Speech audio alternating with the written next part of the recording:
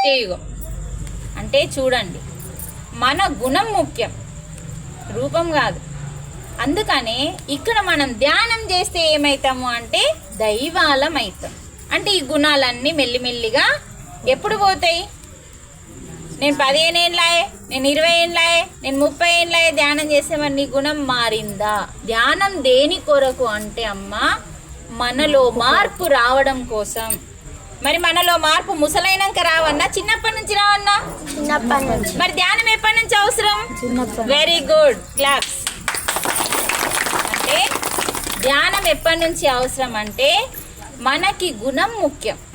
కాబట్టి చూడండి, ఇంత చిన్న పిల్లల కాడ నుంచి పత్రిజ ఏం చెప్పిందంటే 5 సంవత్సరాల పిల్లల నుంచి ధ్యానం ఎందుకు అవసరం అంటే మనలో రాక్షస గుణాలు అంటే కామము, క్రోధము. కామం అంటే ఏంటి తెలుసా?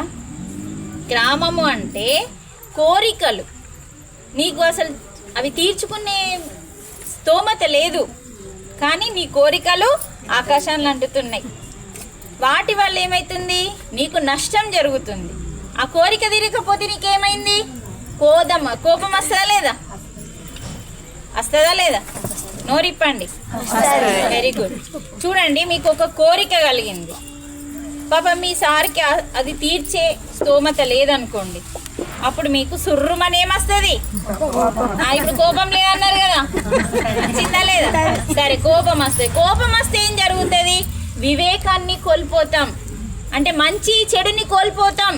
ఏది మంచిదో ఏది చెడ్డదో తెలియదు. సుర్రుమని ఆయన కోపం రాగానే ఇష్టం వచ్చినట్టు చెడామెడ లొల్లులు పెట్టుకుంటాం. అప్పుడు ఏమైపోతుంది? భార్యాభర్తల సంబంధం. ఇది రాక్షస గుణం.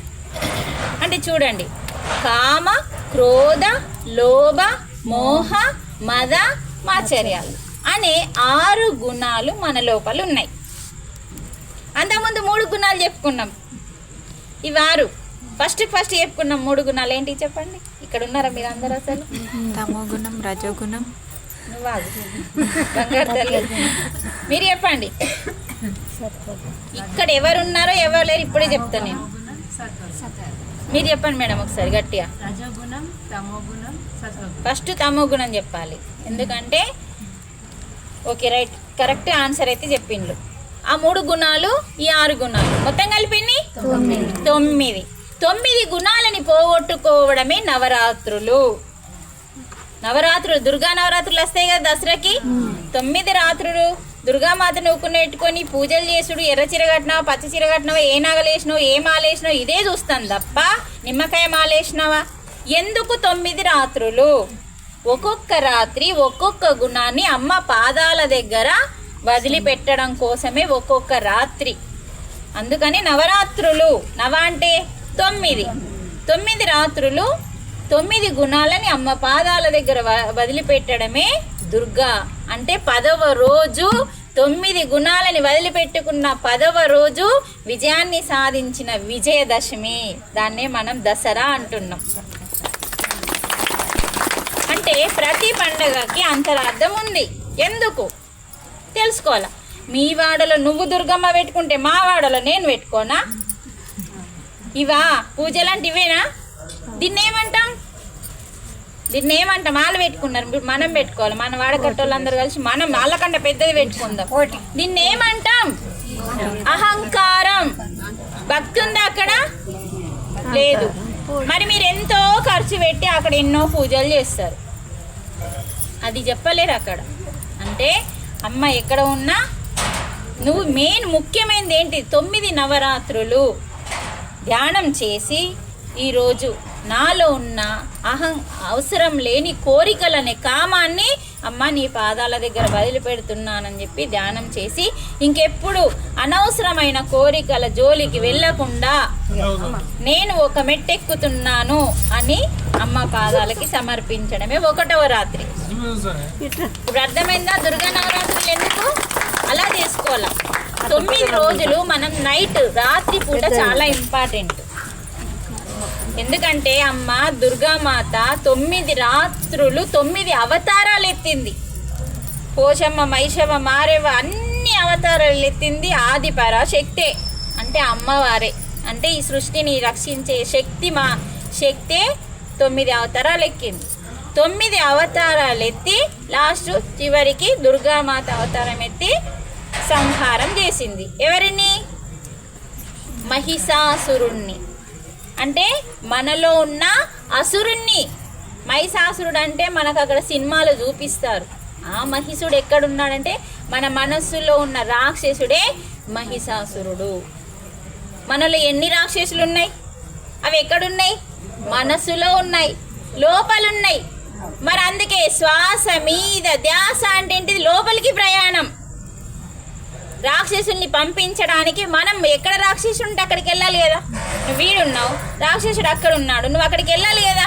అంటే అక్కడికి నువ్వు వెళ్ళడమే శ్వాస మీద ధ్యాస. అంటే రాక్షసుడు ఎక్కడున్నాడో దైవం కూడా అక్కడే ఉంది. అన్ని లోపలనే ఉన్నాయి. అందుకే మన లోపలికి మనం ప్రయాణం చేయడమే ధ్యానం.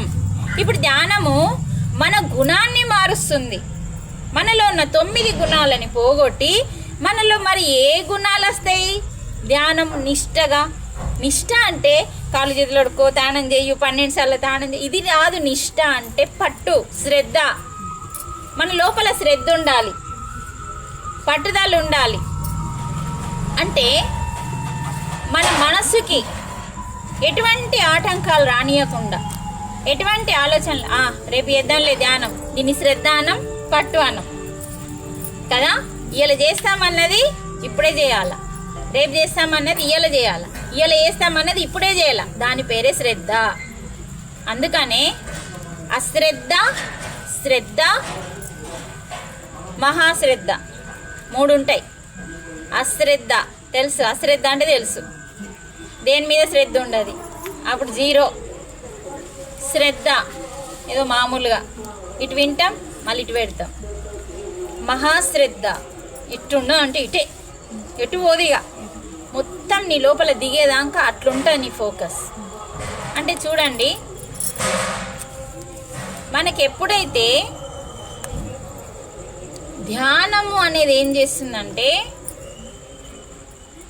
మనలోని 9 గుణాలని మెల్లిమెల్లిగా ఒక్కొక్కటి తొలగించి, ఒకటేసారి కావు, ఒక్కొక్కటి తొలగిస్తూ మనలో మార్పు వస్తుంది. ఇంతకుముందు ధ్యానంకి ముందు నీకు కొంచెం కోపం వచ్చేది. ఎందుకు వస్తుందో తెలియదు, ఎరుకలో లేవు. మేడం కళ్ళు ముయ్యొద్దు, ధ్యానం క్లాస్ చెప్పేటప్పుడు కళ్ళు తెరవాల. మనకి ఎందుకు కోపం వస్తుందో తెలియని స్థితిలో కోపం వస్తుంది. గమనించండి చాలామందికి. కానీ ధ్యానం చేస్తే ఏమవుతుంది తెలుసా? ఎందుకు కోపం వస్తుందో తెలుస్తుంది. అప్పుడు జ్ఞానం వస్తుంది మనకి. ధ్యానం ద్వారా శక్తి వస్తుంది. ధ్యానం చేస్తే ఏమవుతుంది? మనకు అపార శక్తి వస్తుంది. మన శరీరము కన్ను చూడాలన్నా దాని వెనకాల ఉన్న నాడి పనిచేయాలి. అన్నిటికీ నాడులు ఉన్నాయి కదా. మీరు ఎవరన్నా ఆడవాళ్ళు కానీ మగవాళ్ళు కానీ ఏదన్నా అనవసరమైన మాటలు మాట్లాడిననుకో, మీరు ఒక పెద్ద మాట మాట్లాడతారు. అదేంటిదో చెప్పండి.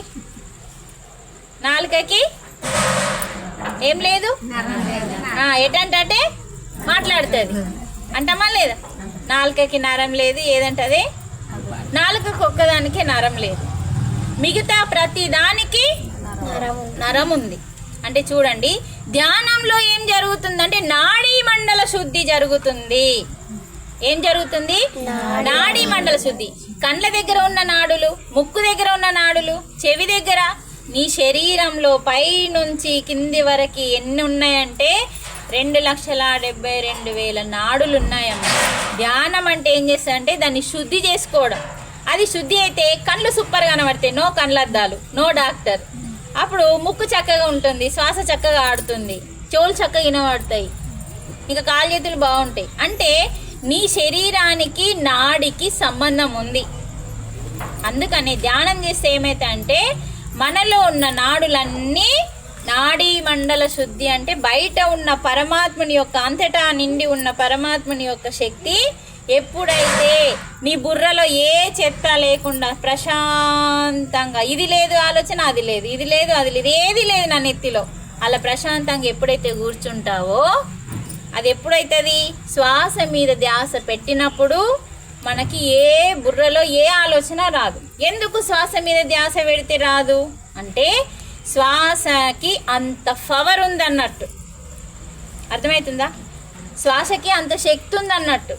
ఏం శక్తి? మనస్సుని గమనకుండా పెట్టే శక్తి ఎవరికి ఉంది? శ్వాసకు ఉంది. ఇప్పుడు మీరు బయటకు హాస్పిటల్కి వెళ్ళండి, శరీరానికి మంది ఇస్తాడా, మనసుకి ఇస్తాడా? మనసుకి ఇస్తాడా? ఉందా? లేదు. డాక్టర్ కూడా అదే చెప్తాడు. మన శరీరానికి మందు ఉంది కానీ అది కూడా డూప్లికేట్ మందే. మరి ఎక్కడ తగ్గుతున్నాయి? హాస్పిటల్కి వెళ్తే తగ్గుతున్నాయా? మరి డూప్లికేటే కదా, ఒరిజినల్ లేదు.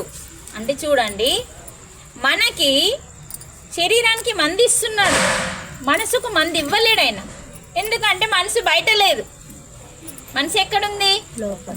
లోపలికి. ఆయన ఇట్లా పోతాడు, మనకు మనమే పోవాలి. అందుకనే మనస్సుకి మందు లేదు కాబట్టి మనస్సుకి మందే కనిపెట్టిన మహానుభావులే మన భారతదేశంలో ఉన్న మునులు, ఋషులు, పరమాత్మ, మన సద్గురులందరూ కూడా కనిపెట్టింది ఏంటంటే శ్వాసలో ఉన్న ప్రాణశక్తి వల్ల మన మనస్సు అనేది శూన్య స్థితిలోకి వెళ్తుంది అని కనిపెట్టిండ్లు మన కోసం. ఎందుకంటే మన జీవితం నరకంలోకి వెళ్ళాలన్నా స్వర్గంలోకి వెళ్ళాలన్న కారణం శరీరమా, మనసా? బుద్ధా? ఏది? మనసే. అన్నింటికి మూలం పాట ఉందా లేదా? ఏం పాట? పాతకాలం పాట. మనసేరా అన్నిటికీ మూలం అనే పాట ఉంది.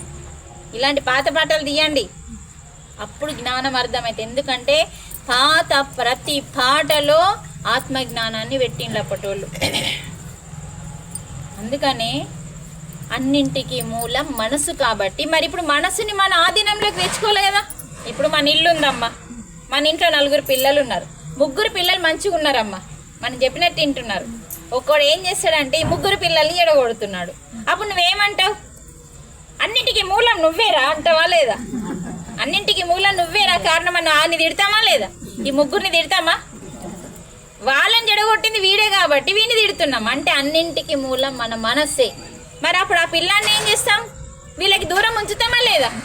ఈ 3 పిల్లలకి వాడిని దూరం ఉంచుతాం, లేకపోతే వాడిని మార్చడానికి ప్రయత్నం చేస్తాం. అలాగే మన మనస్సుని మన ఆధీనంలో ఉంచుకోవాలా, మనం దూరం చేయడానికి లేదు, మన ఆధీనంలోకి తీసుకోవాలి.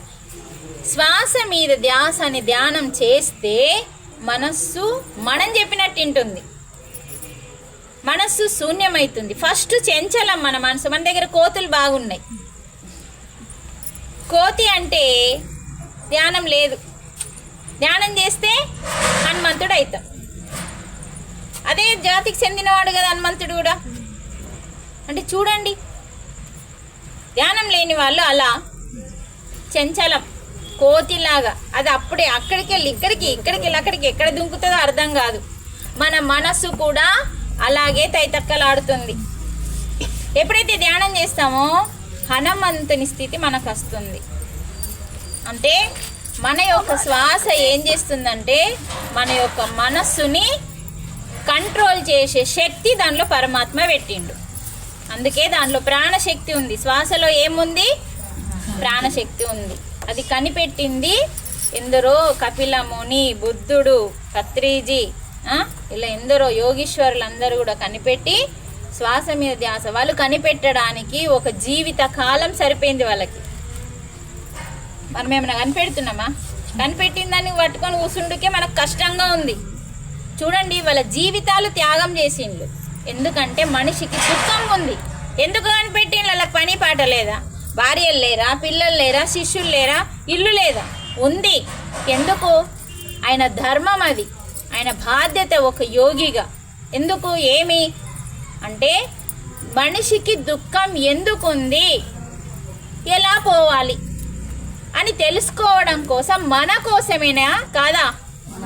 మనందరి కోసం, అంటే మానవ జన్మ కోసం వేరే వాళ్ళందరూ యోగులు, మునులు, ఋషులు ఏం చేసిండ్రు?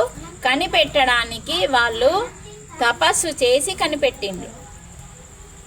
సులభమైన మార్గాన్ని కనిపెట్టిండ్రు. ఇంకా చాలా కష్టమైన మార్గాలు ఎన్నో ఉన్నాయమ్మా. ధ్యానం అంటే శ్వాస మీద ధ్యాస ఒక్కటే కాకుండా ఎన్నో ఉన్నాయి, కానీ కొంచెం కష్టం.